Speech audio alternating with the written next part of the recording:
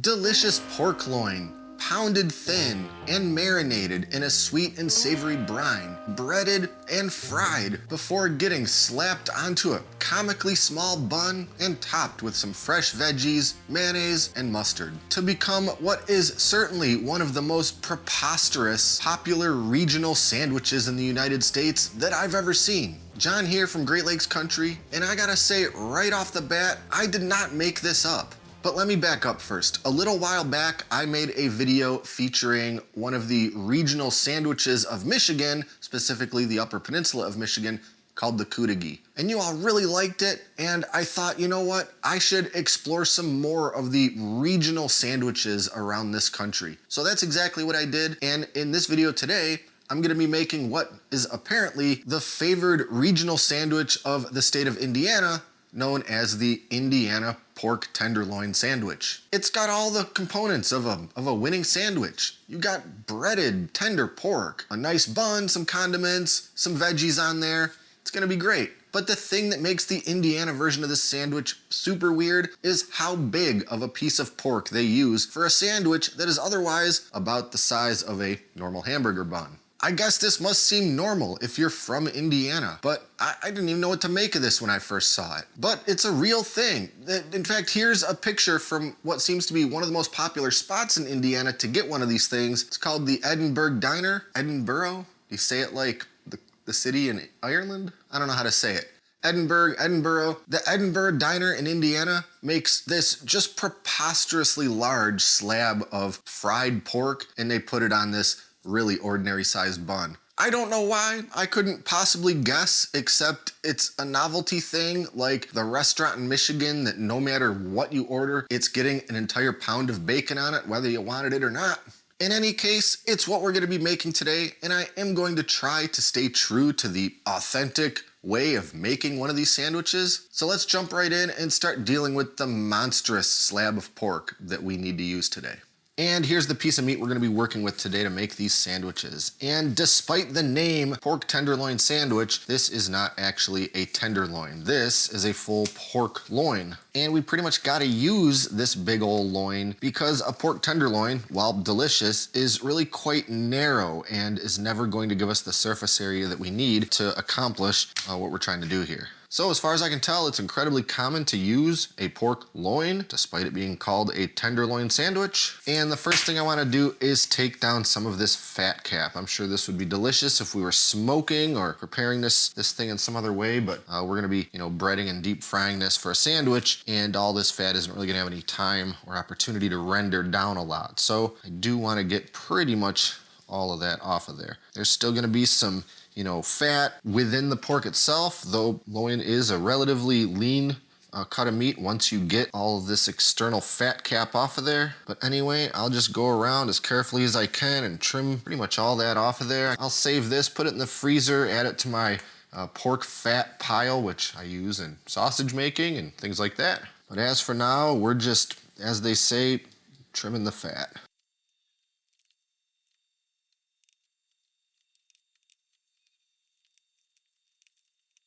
And I won't go too crazy to try to get every last little bit off of there. A little bit of fat's gonna be okay. And I think that's looking more or less okay to me. Maybe with just one little more trim over here. And now there's a couple different ways we could do this. We could cut some thick pork chops, but if we're going for maximum circumference to recreate some of the really most ridiculous versions of this sandwich that I've seen, we really need to cut this loin into some pretty big segments. And I'm thinking for a loin this size, I'll probably do this in thirds. Something about that seems right. Maybe about right here and right here. Now we need to cut these in what they would call a butterfly to make them wider and longer. I'm not exactly sure the best direction to go when doing this. If I go down the middle here, I can splay it out like this, because if I do it from this side, I'm gonna end up with something really long and not nearly square or round. So I think down the middle is the way to go. I'll slice this about, 2/3 of the way through. So I can lay it flat about like that, maybe just a little more. I think that's looking pretty good to me. So I'll just do these other pieces and we can move on to the next step. Now we need to get these things pounded way flatter and way thinner. And there's no especially graceful way about doing that. I'll do one at a time, and I'll start by covering it up pretty thoroughly with some plastic wrap. Some people would put the whole thing in a big Ziploc bag, which we will be doing, but for a different step. But I think I get a little bit more flexibility and range of motion with the plastic wrap. And now I just need to start beating it with the mallet, doing my best to evenly spread it out in all directions and just keep going until this whole thing is somewhere in the neighborhood of 1/4 of an inch thick. I know that's ridiculous considering how thick these things started, but hey, I didn't make the rules, and that's simply what we gotta do. And that's about what we're looking at now that I've beaten it to death. I'm a little disappointed that it's starting to tear apart in the middle here, but I think that's just the nature of the beast. And once this thing's all breaded up and fried, that'll all kind of come back together. I think I need to beat this just a little bit more around this side because it's still looking a little thick. I think that's probably about the most I can do without really starting to shred and mangle this thing. So let me set this one aside, get these other two beaten up, and then once my arm is about completely dead from doing that, we'll be ready to move on. All right, now we've got our pieces of meat all pounded out about as much as I have the patience to do. And now is the time when they'll all be going into a massive 2-gallon Ziploc bag, because now we need to do the marinating step. So I'll get all 3 of those in there, and now we can make a marinade to pour in there with it. Now let's make our marinade, starting with 2 tablespoons of kosher salt, 1 tablespoon white sugar, 1 teaspoon garlic powder, 1 teaspoon onion powder. Then we'll add 1 cup of water, get that thoroughly mixed together, and our marinade is done. Or maybe more specifically, we could call this a brine. And ideally, I'd get this heated up to a simmer to make sure all of those seasonings and dry ingredients dissolve nicely. But then I gotta cool it back down to room temperature before adding it to the meat. But that's really not gonna matter in the way that we're gonna be cooking and finishing this whole thing. So into the bag with my flattened out pork loin pieces goes all of that marinade mixture. And I'll seal this bag up, doing my best to press as much of the air out as I can without risking spilling anything, of course. And then we can get this all jostled and sloshed around there, make sure there's some good contact between each of those layers of pork. And now I'm putting this whole thing back into the fridge. You wanna go between 1 and 4 hours. I'm probably gonna go pretty much the whole 4 hours, and maybe about every half an hour or so. I'll just get in there, flip the bag over, give it a little bit of a massage to make sure there's still lots of good contact in between those pieces. Anyway, into the fridge it goes, and we'll come back in, 4 hours. And while that pork is marinating, we can get some prep work out of the way, starting with slicing up a white onion. And while I really hate this Mandolin Slicer because I've hurt myself on it on more than one occasion, there really is no better way to get some very thin slices of onion. So I'm gonna use it very carefully. I'm not gonna go nearly all the way to the bottom where my fingers are gonna be located, but we do wanna get ourselves some very nice, even thin slices of this onion. Perfect little thin rings, just about like that. And we'll also get some iceberg lettuce chopped up, very finely shredded lettuce, so to speak. And the mandolin doesn't actually work that good for this because the lettuce is a little too floppy, but I can get it pretty darn thin with the chef knife. And that looks about perfect to me. Okay, our pork is done marinating and we need to start setting up our dredging station. But before we do that, we gotta do one thing first. And that's because we're not just breading these pieces of pork in flour. Apparently, the more authentic way to do it in Indiana is to use ground up saltine crackers. So that's exactly what we're gonna do.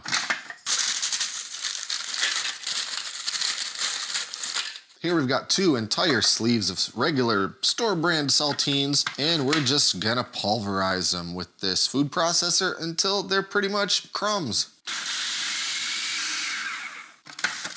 And that doesn't take long at all to grind those crackers up into basically, well, not quite dust, but something pretty close to it. So now we can get our dredging station set up. First, we've got all those saltines. And of course there is some salt already in those saltines, but we're gonna add a little bit more and some other dry seasonings. Tablespoon of kosher salt, tablespoon black pepper, teaspoon onion powder, teaspoon garlic powder, 2 teaspoons paprika. Get that all mixed together to combine.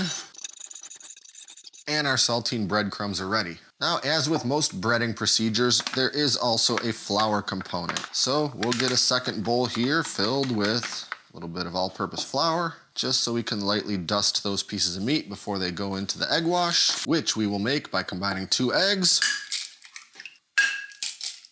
with about a half cup of whole milk, give or take, and get that all beat up. Now we've got all 3 components of our dredging station, and I think we're just about ready for that pork. So here we've got our big bag of marinating pork. So I'll pull the first ridiculous piece out, letting any excess marinade drip off of it, and into the flour it goes. We're just trying to get a dusting of flour on there. This is gonna help our egg mixture stick to the meat. And there's no real delicate, gentle way to go about this, because the bowls that I have that I use for dredging are only so big, and these pieces of meat are enormous. So we're just gonna do the best we can. There is no such thing as wet hand, dry hand when it comes to pieces of meat this size. Then we're going into the egg.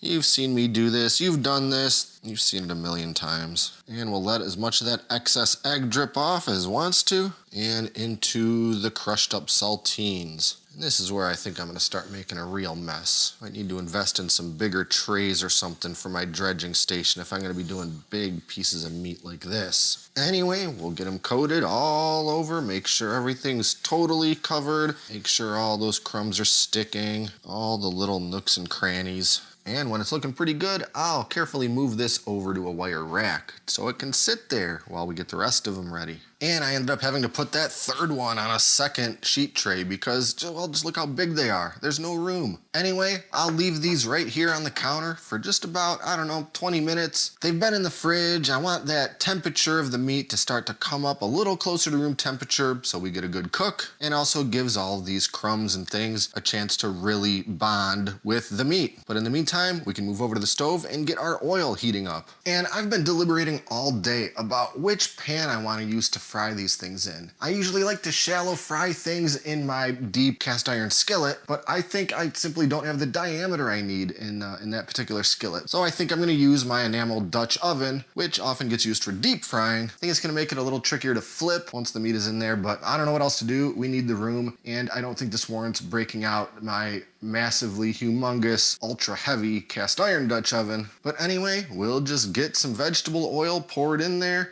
We don't need to completely submerge this thing, but we do want to add in enough that once we flip the thing and whatever oil ended up sticking and soaking into those breadcrumbs doesn't bring the level down so much that we're running out of oil. I think we'll start with about that much. I guess that's probably about, I don't know, half an inch, something like that. And we're just gonna do what we always do. Get this oil heated up to 350 degrees. And when that oil is heated up to 350 degrees, in goes that pork about as carefully as I'm able to. And right away I'm seeing that I definitely had more than enough oil to completely submerge that thing, which, you know what, I'm not really mad about. And I was kind of wondering if this whole thing was gonna start curling up as it fried, but it doesn't look like it is. Everything's staying submerged, and I pretty much just want to fry this thing until the outside becomes golden brown. The inside is at least 160 degrees, which I definitely don't think is going to be a problem considering it's already about 135 degrees. And I'm a little nervous about how I am going to flip this thing, but let's just see what we can do. I'm sure that in restaurants that serve this, they've got some whole operation for frying giant pieces of meat like this, but you know what? We're gonna make it work. I gotta say, so far, it's looking pretty good, smelling really good, and I think we're coming out. I don't want that to get too much darker, but that's looking pretty nice to me. And as these come out, I'll get them set out on another wire rack, on another baking sheet, and I'm just going to stick this into the oven on just a warming setting so everything stays nice and warm while I'm working with these other pieces of meat. But as for now, we'll get our second piece of meat in the fryer. And of course, we gotta get our buns toasted with a little bit of butter. All right, I think we're finally ready to build this sandwich. And there seems to be a lot of different preferences people have for how to dress this particular sandwich, but I think I can get pretty close to one of the more common ways. We'll start with some mayonnaise on the bottom bun and some mustard on the top bun. And you know, I do not care for yellow mustard, so we'll use us a nice Dijon. And then also on that bottom bun, a little bit of our shredded lettuce, just to create a nice little bed for what's about to come. And again, I promise you, I am not making this up. This is a real thing. This is the meat that goes on that bun, and it just needs a couple finishing touches. First, some of these thinly sliced onion rings, and finally, some dill pickle slices. Then we're crowning this whole thing with its ridiculously little hat. And there we have it. This is actually, apparently, the unofficial state sandwich of Indiana. How are you supposed to eat it? Well, I have no idea. Do you just nibble your way around the perimeter until you reach that inner sanctum of the bun and the other toppings? I couldn't tell you. But I think we're just gonna have to pick this thing up and see what happens.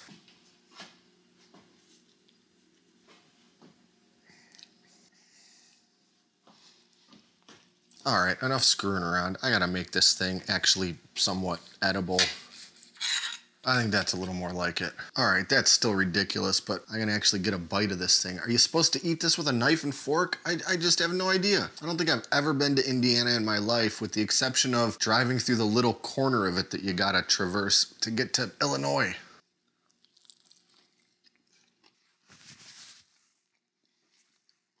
I gotta say, it's pretty delicious, but a couple things to mention. First, do we really need that 6-foot perimeter of meat all the way around it? It makes making this thing so much more of a production, makes eating it just about impossible. Couldn't I take a thick pork chop or a thin slice of one of those loins and pound that out to be just a little bit bigger around than the bun? This is a great sandwich, but I would love to make the version of it where the meat is about the same size as the bun. Second thing I'll mention is, despite how thin I pounded it out, it definitely swelled back up during cooking a bit. So I don't know if I needed to put some kind of a weight on it to keep that from happening, or I really couldn't have pounded it much thinner than I did without just shredding that meat all apart when it was still raw. But either way, to me, this is pretty much a fried pork chop sandwich, which is delicious. I'll give credit where credit's due. You know, Indiana, if this is the sandwich that you guys are all about, well, I'm a big fan. It's just that I don't need that extra, flying saucer disc of meat all the way around it. I'm gonna be full, 14 inches before I ever even make it to the other flavors in here. But I am a big fan of the onion and the pickle, mayo, little Dijon mustard, all a very good combination. Somebody from Indiana tell me, are you supposed to eat it with a knife and fork? What are we even doing here? So there's no way around it. This sandwich is ridiculous. But let's talk about the great things about it. I really love the breading on that pork. The crushed up saltines with those particular seasonings, that really came out nice. I am a big fan of the flavor and the texture of that. Very crispy, very crunchy, very delicious. And in doing some research for this sandwich, yeah, there's a lot of different ways that people dress this sandwich up. I saw one version that put fried onion rings on the thing. Some don't appear to have anything at all. It's just the bun and the breaded meat. But do this up any way that you might enjoy a fried chicken sandwich, and it's gonna be delicious. Do I think you need to have that hula hoop size piece of meat all the way around the bun like that? No, of course not. It's ridiculous. I don't know who wants to sit down and eat that much of just that meat for their dinner. But this is a regional food video, and that's the regional preparation of this sandwich. So in the video description, I will have a link to the full written out recipe for what I made here that does include that huge oversized piece of pork. And if you're from Indiana and you watch this video, tell me how you think I did. I think that piece of pork ended up a little too thick in the final product, but it was still delicious, and I guess I don't really have any complaints about it. In the meantime, be sure to like and subscribe and stay up to date with all our latest stuff, including future food and regional sandwich videos, which I intend to make a bunch more of. That's it for now. Thanks for watching, and until next time, I'm John, and this is Great Lakes Country.